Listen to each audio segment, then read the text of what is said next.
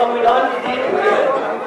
मैं आग्रह करूंगा फरहान जी से कि वे अम्बेडकर साहब का एक चित्र माननीय कमलनाथ जी को भेंट करें।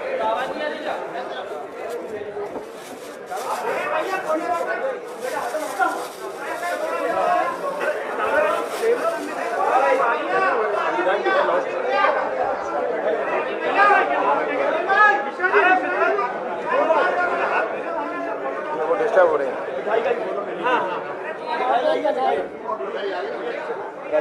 राजू भाई चलो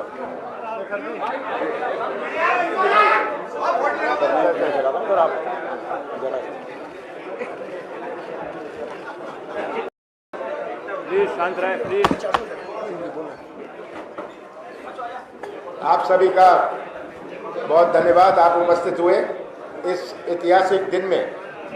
और आज हमारे साथ मौजूद भी हैं खुंतिया जी, जो प्रदेश के हमारे रिटर्निंग ऑफिसर हैं संगठन चुनाव के लिए। संगठन चुनाव भी चल रहा है हमारा, तो आज एक ऐतिहासिक दिन है। मैं कांग्रेस पार्टी के बेहतर परफॉर्मेंस के प्रदर्शन के लिए आम जनता को धन्यवाद देता हूं, कांग्रेस जन को धन्यवाद देता हूं।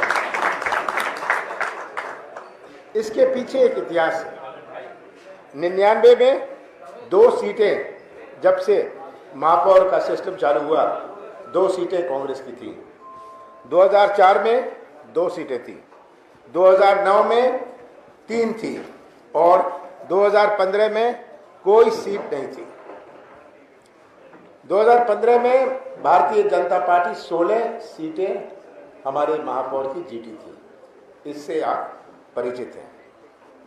इस चुनाव में पूरा पुलिस, पैसा और प्रशासन का, मैंने कहा है बहुत दफे, उपयोग किया गया।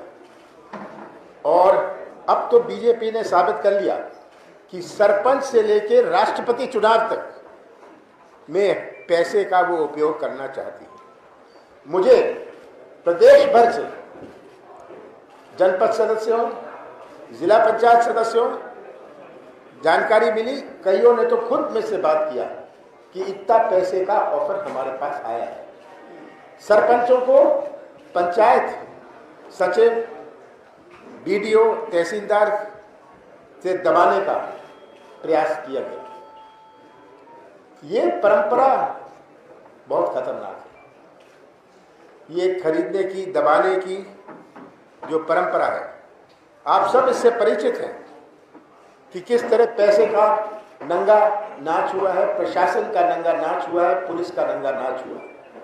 और ये पैसे से किसी को खरीद सकते हैं, पर उसका दिल, दिमाग और आत्मा को नहीं खरीद सकते। अगले साल ये चुनाव होंगे। जिनको इन्होंने खरीदा है या जिनको इन्होंने खरीदने का प्रयास किया है, वो उनसे बदला लेंगे।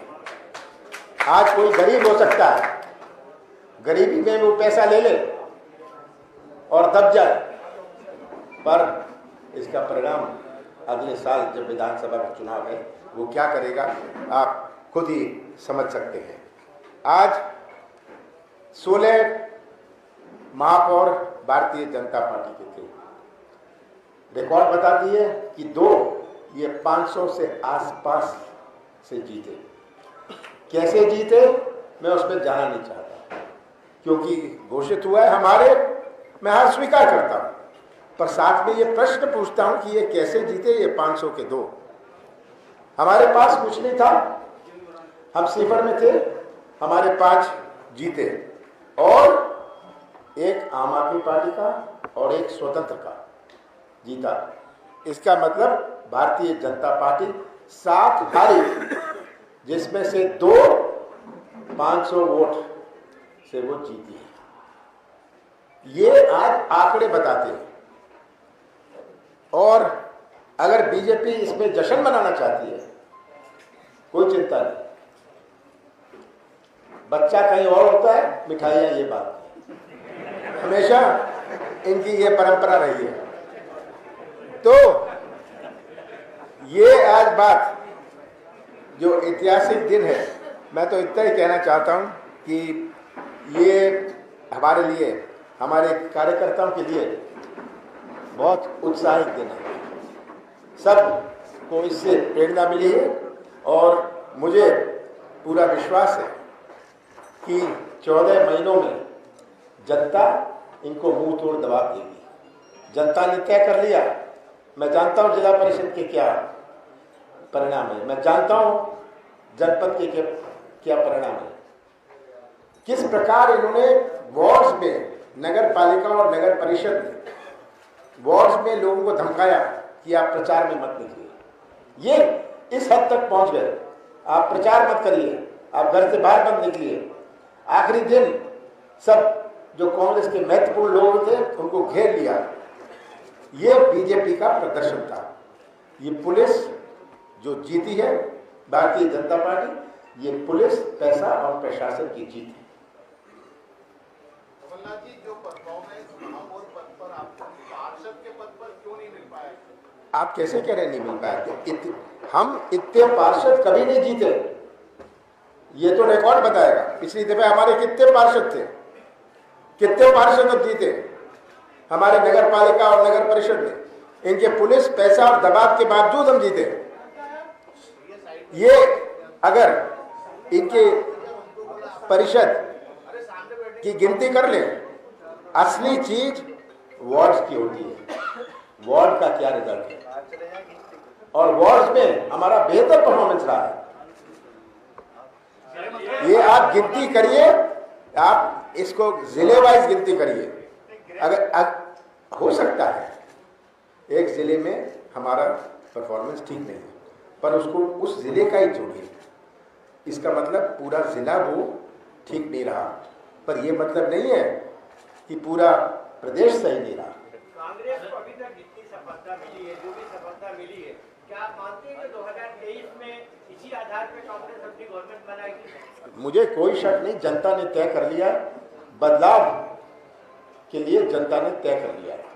जनता अब ये घोषणाओं से, शिवराज सिंह के नाटक से, शिवराज सिंह के नौटंकी से मध्य प्रदेश की जनता का पेट भर गया है। और सबसे ज्यादा समझदार हमारे नगर निगम के क्षेत्र हैं। अगर 16 इनके थे, पुलिस था, पैसा था, प्रशासन था, इनको 16 के 16 जीतने थे। तो आज इन्होंने कितने जीते? 7 जीते, जिसमें से 2 500 वोट से आसपास जीते। हाँ, हम अवश्य हरा पाएंगे। जनता हराएगी उन्हें, जनता बीजेपी को हराएगी।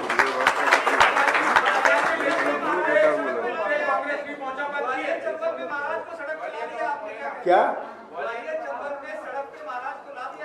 नहीं, हम इस चक्कर में नहीं है। हमारी राजनीति किसी को सड़क पर लाने की नहीं है। मैं साफ बता दूं, ये बात है कि ग्वालियर चंबल में सबसे बड़े नेता बीजेपी के हैं। आप जानते हैं कौन से नेता हैं? सबसे बड़े नेता उनके ग्वालियर चंबल में है और सबसे बड़ी हार उनकी ग्वालियर चंबल में रही है।